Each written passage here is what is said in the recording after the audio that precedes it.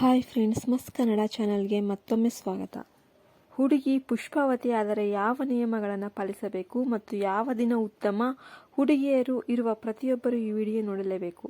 ನಿಮ್ಮ ಮನೆಯಲ್ಲಿ ಒಬ್ಬ ಹುಡುಗಿ ಇದ್ದರೆ ಅವರು ಒಂದು ದಿನ ಪುಷ್ಪವತಿ ಆಗುತ್ತಾರೆ, ಅಂದರೆ ಅವರು ಪುಷ್ಪವತಿ ಎಂದರೆ ಮ್ಯಾಚರ್ಡ್.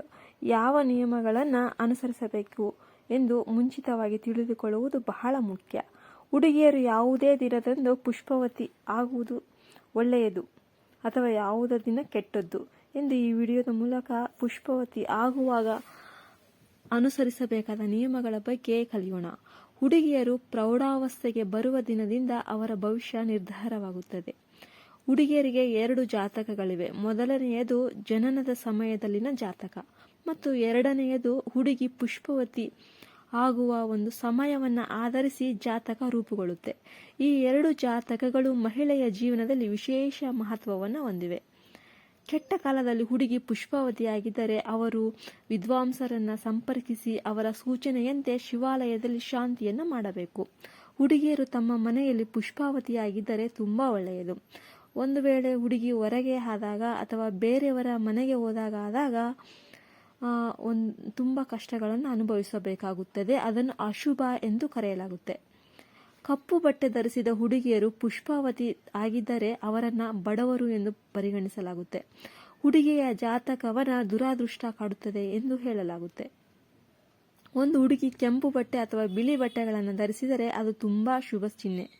ಗ್ರಹಣದ ಸಮಯದಲ್ಲಿ ಏನಾದರೂ ಪುಷ್ಪವತಿ ಆಗಿದ್ರೆ ನೀವು ಖಂಡಿತವಾಗಿಯೂ ಶಾಂತಿ ಮಾಡಿಸಿಕೊಳ್ಳೇಬೇಕು. ನಿಮ್ಮ ಮಗಳ ಭವಿಷ್ಯವು ಅವಳು ತಾಯಿಯಾಗುವ ಸಮಯವನ್ನು ಅವಲಂಬಿಸಿರುತ್ತೆ. ನಿಮ್ಮ ಹುಡುಗಿ ಬೆಳಿಗ್ಗೆ 5ರಿಂದ ಸಂಜೆ 4ರವರೆಗೆ ಪುಷ್ಪವತಿ ಆಗಿದ್ರೆ ಇದು ತುಂಬಾ ಶುಭ ಸಮಯ. ಆದರೆ ರಾತ್ರಿಯಲ್ಲಿ ಅವಳು ಪುಷ್ಪವತಿಯಾಗಿದ್ರೆ ಅದನ್ನು ಅಶುಭ ಸಮಯ ಅಂತ ಹೇಳ್ತಾರೆ. ಹೆಣ್ಣು ಮಕ್ಕಳ ಭವಿಷ್ಯವು ಪುಷ್ಪವತಿ ಆದ ಒಂದು ವಾರದ ಮೇಲೆ ಕೂಡ ಅವಲಂಬಿತ ಆಗಿರುತ್ತೆ. ಸೋಮವಾರ, ಬುಧವಾರ, ಗುರುವಾರ ಮತ್ತು ಶುಕ್ರವಾರ ನಿಮ್ಮ ಮನೆಯ ಹುಡುಗಿ ಏನಾದರೂ ಪುಷ್ಪವತಿ ಆದರೆ ಅದು ತುಂಬ ಒಳ್ಳೆಯದು. ಭಾನುವಾರ, ಮಂಗಳವಾರ ಅಥವಾ ಶನಿವಾರ ಆಗಿದ್ರೆ ಶಾಸ್ತ್ರದ ಪ್ರಕಾರ ಅದನ್ನು ಅಶುಭ ಅಂತ ಕರೀತಾರೆ. ಭಾನುವಾರ ಹುಡುಗಿಯರಾದರೆ ಅವರಿಗೆ ಕೆಲವು ರೀತಿಯ ಆರೋಗ್ಯ ಸಮಸ್ಯೆಗಳು ಉಂಟಾಗಬಹುದು. ಸೋಮವಾರ ಪುಷ್ಪವತಿ ಆದರೆ ಮತ್ತು ಉತ್ತಮ ಲಕ್ಷಣಗಳನ್ನು ಹೊಂದಿದೆ ಅಂತ ಹೇಳ್ಬೋದು. ಮಂಗಳವಾರ ಪುಷ್ಪವತಿ ಆಗಿದ್ರೆ ಜೀವನದಲ್ಲಿ ಕೆಲವು ಸಮಸ್ಯೆಗಳು ಉದ್ಭವಿಸುತ್ತೆ. ಬುಧವಾರ ಪುಷ್ಪವತಿ ಆದರೆ ನಿಮ್ಮ ದಾಂಪತ್ಯ ಜೀವನ ಸುಖಮಯವಾಗಿರುತ್ತೆ. ಪುಷ್ಪಾವತಿ ಗುರುವಾರ ಏನಾದರೂ ಆಗಿದ್ರೆ ಅವರು ಪ್ರಾಮಾಣಿಕ ಮಹಿಳೆಯಾಗಿ ರೂಪಾಂತರಗೊಳ್ತಾರೆ. ಪುಷ್ಪಾವತಿ ಶುಕ್ರವಾರದಿಂದ ಏನಾದರೂ ಆದರೆ ಅವರು ವಿನಯೋಕ್ತರಾಗಿ ರೂಪುಗೊಳ್ತಾರೆ. ಸಂತೋಷದ ಜೀವನ ಕೂಡ ನಡೆಸ್ತಾರೆ. ಪುಷ್ಪಾವತಿ ಏನಾದರೂ ಶನಿವಾರ ಆದರೆ ನೀವು ಕೆಟ್ಟ ಮಾತುಗಳಿಗೆ ಒಗ್ಗಿಕೊಳ್ತೀರಿ. ನಿಮ್ಮ ಮಗಳು ಪುಷ್ಪವತಿಯಾಗಿದ್ರೆ ನೀವು ಪುರುಷರಿಗೆ ಹೇಳಲೇಬಾರದು. ನಿಮ್ಮ ಹತ್ತಿರದ ಮುತ್ತೈದೆಯವರಿಗೆ ಕರೆ ಮಾಡಿ, ಫೋನ್ ಮಾಡಿ ಅವರಿಗೆ ಹೇಳಬೇಕು. ನಿಮ್ಮ ಮಗಳು ಪುಷ್ಪವತಿ ಏನಾದರೂ ಆಗಿದ್ರೆ ಅಶುಭ. ಹುಡುಗಿಯರಲ್ಲಿ ಮೊದಲು ವಿದ್ವಾಂಸರನ್ನು ಸಂಪರ್ಕಿಸಿ ಅವರ ಸೂಚನೆಗಳ ಪ್ರಕಾರ ಶಿವಾಲಯದಲ್ಲಿ ಶಾಂತಿಯನ್ನು ಏರ್ಪಡಿಸಬೇಕು. ಹುಡುಗಿ ಪುಷ್ಪಾವತಿ ಅಲ್ಲದೇ ಇದ್ದರೆ ಅನುಭವಿ ವಿದ್ವಾಂಸರನ್ನು ಸಂಪರ್ಕಿಸಿ ಮತ್ತು ಪಂಚಾಂಗದ ಪ್ರಕಾರ ನಿಮ್ಮ ಹುಡುಗಿಯ ಪುಷ್ಪಾವತಿ ಸಮಯದ ಒಂದು ಫಲಿತಾಂಶವನ್ನು ಕಂಡುಕೊಳ್ಳಬೇಕು ಮತ್ತು ಅವರು ನೀಡುವ ವೈಜ್ಞಾನಿಕ ಸೂಚನೆಗಳನ್ನು ಅನುಸರಿಸಿ ಪುರುಷರು ತಮ್ಮ ಜನ್ಮ ಸಮಯವನ್ನು ಆಧರಿಸಿ ತಮ್ಮ ಜಾತಕದ ಮೂಲಕ ತಮ್ಮ ಭವಿಷ್ಯದ ಬಗ್ಗೆ ತಿಳ್ಕೊಳ್ಬಹುದು. ಆದರೆ ಹುಡುಗಿಯರಿಗೆ ಹುಟ್ಟಿನಿಂದಲೇ ತಿಳಿದಿರುವುದರಿಂದ ಪ್ರೌಢ ಅವಸ್ಥೆ ಏನಿದೆ ಅದು ತಲುಪುವ ಹೊತ್ತಿಗೆ ಅವರ ಭವಿಷ್ಯವು ಸಂಪೂರ್ಣವಾಗಿ ತಿಳಿದಿರುತ್ತೆ. ಅದಕ್ಕಾಗಿಯೇ ನೀವು ಶುಭ ಸಮಯವನ್ನು ಕಂಡುಹಿಡಿಯಲು ಮತ್ತು ಹುಡುಗಿಯನ್ನು ಯಾವಾಗ ಕೂರಿಸಬೇಕೆಂದು ತಿಳಿಯಲು ವಿದ್ವಾಂಸರನ್ನು ಸಂಪರ್ಕಿಸಬೇಕು. ನೀವು ಒಳ್ಳೆಯ ಸಮಯವನ್ನು ಕಂಡುಕೊಳ್ಳಬೇಕು ಮತ್ತು ಹುಡುಗಿಯನ್ನು ಯಾವುದೇ ಹಿಂಜರಿಕೆ ಇಲ್ಲದೆ ನೆಲದ ಮೇಲೆ ಕೂರಿಸಬೇಕು. ಹುಡುಗಿಯನ್ನು ಕೂರಿಸುವಾಗ ಮೊದಲು ನೀವು ನಿಮ್ಮ ಇಡೀ ಮನೆಯನ್ನು ಸ್ವಚ್ಛಗೊಳಿಸಿ ನೆಲದ ಮೇಲೆ ಚಾಪೆ ಹಸಿ ಮತ್ತು ಚಾಪೆಯ ಮೇಲೆ ಹಸಿರು ತಾಳೆ ಎಲೆಗಳು ಅಥವಾ ತೆಂಗಿನ ಎಲೆಗಳನ್ನು ಇರಿಸಿ. ಈ ರೀತಿ ಅಂಗೈಗಳನ್ನು ಒಂದು ಚಾಪೆಯ ಮೇಲೆ ಇಡುವಾಗ ಖಂಡಿತವಾಗಿಯೂ 5 ಮುತ್ತೈದೆಯರನ್ನು ಕರೆದು ಅವರ ಅಂಗೈಗಳನ್ನು ಚಾಪೆಯ ಮೇಲೆ ಇಡುವಂತೆ ಮಾಡಬೇಕು. ನಂತರ ಈ ಅಂಗೈಗಳ ಮೇಲೆ ಬಿಳಿ ಕಂಬಳಿ ಅಥವಾ ಬಿಳಿ ಸೀರೆಯನ್ನು ಹಾಕಬೇಕು.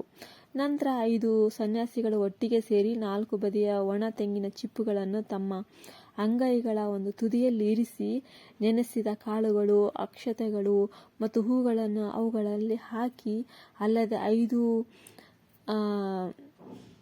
ಚಿಮಿನಿ ಲಡ್ಡುಗಳನ್ನು ಅಂಗೈಗಳ ಮೇಲೆ ಇರಿಸಿ ನಂತರ ತೆಂಗಿನ ಎಲೆಗಳಿಂದ ಒಂದು ಸಣ್ಣ ಗೊಂಬೆಯನ್ನು ಮಾಡಿ ಅದಕ್ಕೆ ಸೀರೆಯನ್ನು ಹಚ್ಚಿ ಕಟ್ಟಿ ಅದಕ್ಕೆ ಒಂದು ಹೂವನ್ನು ಕಟ್ಟಿ ಅದನ್ನು ಹುಡುಗಿಯ ಕೈಯಲ್ಲಿ ಇಡಬೇಕು. ಅದು ಪುಷ್ಪಾವತಿಯಾಗಿದ್ದರೂ ಸಹ ಹೂವಿನ ಹುಡುಗಿಗೆ ಉದ್ದನೆಯ ಕೇಶ ವಿನ್ಯಾಸವನ್ನು ನೀಡಬೇಕು. ಒಂದು ಸುತ್ತಿನ ಚುಕ್ಕೆಯನ್ನು ಅನ್ವಯಿಸಲೇಬಾರದು.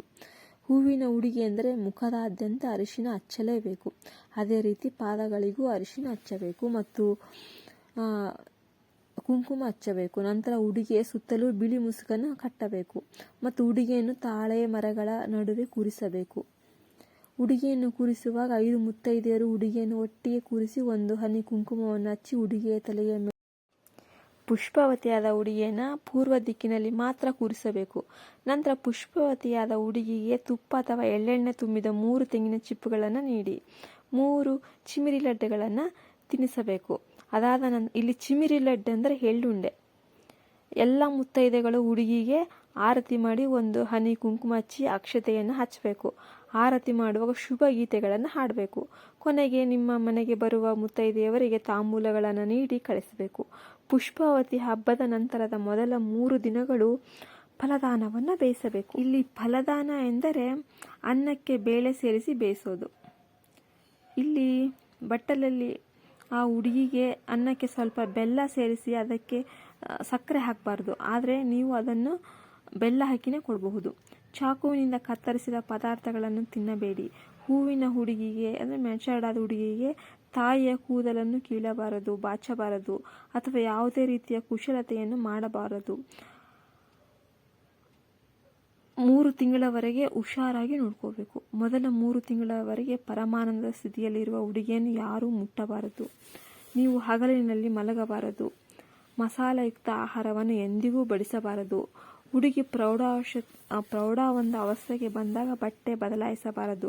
ಅವರು 3 ದಿನಗಳ ಕಾಲ ತಮ್ಮ ಬಟ್ಟೆಗಳನ್ನು ಧರಿಸಿಕೊಂಡು ನೆಲದ ಮೇಲೆ ಕುಳಿತುಕೊಳ್ಳಬೇಕು. ಯಾರನ್ನೂ ಮುಟ್ಟದಂತೆ ಎಚ್ಚರ ವಹಿಸಿ. ಅದು ಪುಷ್ಪಾವತಿ ಆಗಿದ್ದರೂ ಸಹ ಮೊದಲ 3 ದಿನಗಳವರೆಗೆ ಉಡುಗೆಯನ್ನು ಮುಟ್ಟಬಾರದು. ಅಲ್ಲದೆ ನೀವು ಸ್ನಾನ ಮಾಡಬಾರದು, ಹಗಲಿನಲ್ಲಿ ನಿದ್ರೆ ಮಾಡಬಾರದು ಮತ್ತು ಚಂದ್ರನ ಮೇಲೆ ರೆಕ್ಕೆಗಳನ್ನು ಎಳೆಯಬಾರದು. ಮೊದಲ 3 ದಿನಗಳವರೆಗೆ ಹುಡುಗಿಗೆ ಬೆಳಿಗ್ಗೆ ಮತ್ತು ಸಂಜೆ ಆರತಿ ಮಾಡಬೇಕು. ಮತ್ತು ಚಿಮಿರಿ ಲಡ್ಡುಗಳು ಅಂದರೆ ಎಳ್ಳುಂಡೆಗಳನ್ನು ಕೊಡ್ತಾನೆ ಇರಬೇಕು. ನೀವು ತಿನ್ನಬಾರದ ವಸ್ತುಗಳ ವಿಷಯಕ್ಕೆ ಬಂದಾಗ ನೀವು ಬದನೆಕಾಯಿ, ಕತ್ತರಿಸಿದ ಆಹಾರಗಳು ಅಥವಾ ಹುಳಿ ಚೀಸ್ ತಿನ್ನಬಾರದು. ಅದೇ ರೀತಿ ಹಸುವಿನ ಹಾಲು ಮತ್ತು ಮೊಸರನ್ನು ಮಜ್ಜಿಗೆಯಾಗಿ ಬಳಸಬಾರದು. ನೀವು ಸಿಹಿ ತಿಂಡಿಗಳನ್ನು ತಿನ್ನಬಹುದು. ಮಸಾಲೆಯುಕ್ತ ಒಂದು ಪದಾರ್ಥಗಳನ್ನು ಕೊಡಲೇಬೇಡಿ. ಒಬ್ಬ ಹುಡುಗಿ ಪುಷ್ಪಾವತಿಯಾದಾಗ ಅವಳು ಹೆಚ್ಚು ಚಿಮಿಲಿ ಉಂಡೆಗಳು ಅಥವಾ ಎಳ್ಳು ಉಂಡೆಗಳನ್ನು ತಿನ್ನಬೇಕು.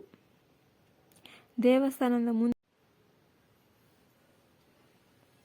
ಸ್ನಾನ ಯಾವಾಗ ಮಾಡಬೇಕೆಂದರೆ ಪ್ರತಿ 5, 7 ಅಥವಾ 11 ದಿನಗಳಿಗೊಮ್ಮೆ ಸ್ನಾನ ಮಾಡಿ 5ನೇ ದಿನ ಮುತ್ತೈದೆಯವರಿಂದ ಹುಡುಗಿಗೆ ಉಡುಗೊರೆ ಕೊಡಬೇಕು. ಸ್ನಾನ ಮಾಡಬೇಕು. ಹುಡುಗಿಗೆ ಸ್ನಾನ ಮಾಡಿಸಿ ಮುಗಿಸಿದ ನಂತರ ಇಡೀ ಕೋಣೆಯನ್ನು ಸ್ವಚ್ಛಗೊಳಿಸಿ ಅರಿಶಿನ ನೀರನ್ನು ಸಿಂಪಡಿಸಿ ಶುದ್ಧಿ ಮಾಡಬೇಕು. 5ನೇ ದಿನ ಹುಡುಗಿಗೆ ಸ್ನಾನ ಮಾಡಿಸಿ ಕಮಲದ ಹೂವಿನ ಪರಿಮಳದಿಂದ ಸ್ನಾನ ಮಾಡಿಸಿ ಊಟ ಹಾಕಬೇಕು. ಊಟದಲ್ಲಿ ಸೂಪ್, ಕರಿ, ಚಟ್ನಿ, ಸಿಹಿಬೇಳೆ ಮತ್ತು ಪಾಲಕ್ ಇರಬೇಕು.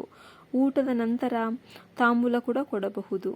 5ನೇ ದಿನ ಹುಡುಗಿಗೆ ಊಟ ಹಾಕುವಾಗ ಅದನ್ನು ಅನ್ನದೊಂದಿಗೆ ಬಡಿಸಬೇಕು. ಅಲ್ಲದೆ ತೆಂಗಿನಕಾಯಿ ಪುಡಿ ಮತ್ತು ಹಪ್ಪಳಗಳೊಂದಿಗೆ ಕೂಡ ಊಟವನ್ನು ಬಡಿಸಬಹುದು. 11ನೇ ದಿನ ನೀವು ಹುಡುಗಿಗೆ ಬಳೆಗಳನ್ನು ತೊಡಿಸಿ ಆ ದಿನ ನಿಮ್ಮ ಸಂಬಂಧಿಕರನ್ನೆಲ್ಲರನ್ನು ಕರೆಸಿ ಊಟ ತಯಾರಿಸಬೇಕು. ಮನೆಗೆ ಬರುವ ಎಲ್ಲ ಮುತ್ತೈದರಿಗೆ ಕನಿಷ್ಠ 2 ಲೋಟಗಳಷ್ಟು ವಿತರಿಸಬೇಕು. ಮೊದಲ ಮುಟ್ಟಿನ ನಂತರ 2ನೇ ಮುಟ್ಟಿನವರೆಗೆ ಗ್ರಾಮದ ಗಡಿಯನ್ನು ಹುಡುಗಿ ದಾಟಲೇಬಾರದು. ಅಲ್ಲದೆ 3 ತಿಂಗಳು ಮಾಂಸಾಹಾರ ಸೇವಿಸಬಾರದು.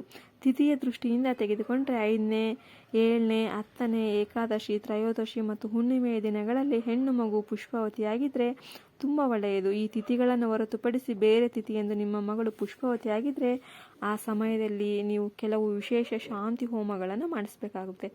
ಪುಷ್ಪಾವತಿ ಪಾಡ್ಯಮೆಯ ದಿನದಂದು ಬಂದರೆ ಮಕ್ಕಳ ವಿಷಯದಲ್ಲಿ ಸಮಸ್ಯೆಗಳು ಉಂಟಾಗುತ್ತೆ. ಅದೇ ರೀತಿ ಮರುದಿನ ಪುಷ್ಪಾವತಿ ಆದರೆ ಅದ್ಭುತವಾದ ಸಂಪತ್ತನ್ನು ಪಡೆಯುತ್ತಾಳೆ. ಅವಳಿಗೆ ಪೂರ್ಣ 100 ವರ್ಷಗಳ ಆಯುಸ್ಸು ದೊರೆಯುತ್ತೆ. ಅಲ್ಲದೆ ಪುಷ್ಪಾವತಿ 4ನೇ ದಿನ ಆದರೆ ಅವಳು ಸ್ವಾರ್ಥಿ ಸ್ವಭಾವವನ್ನು ಹೊಂದಿದ್ದಾಳೆ. ಪಂಚಮಿ ದಿನದಂದು ಪುಷ್ಪಾವತಿ ಏನಾದರೂ ಆದರೆ ಒಳ್ಳೆಯ ಮಕ್ಕಳು ಸಿಗ್ತಾರೆ. ಅದು ಎಲ್ಲ ಸೌಕರ್ಯಗಳನ್ನು ಅನುಭವಿಸುತ್ತೆ. ಪುಷ್ಪವತಿ 6ನೇ ದಿನಗಳಾಗಿದ್ದರೆ ಕಠೋರವಾಗಿ ಮಾತನಾಡುವ ಸ್ವಭಾವ ಹೆಚ್ಚಾಗುತ್ತೆ. 7ನೇ ದಿನ ಪುಷ್ಪವತಿ ಏನಾದರೂ ಆದರೆ ಸಂಪತ್ತು ಸಮೃದ್ಧ ಹೆಚ್ಚಾಗುತ್ತೆ.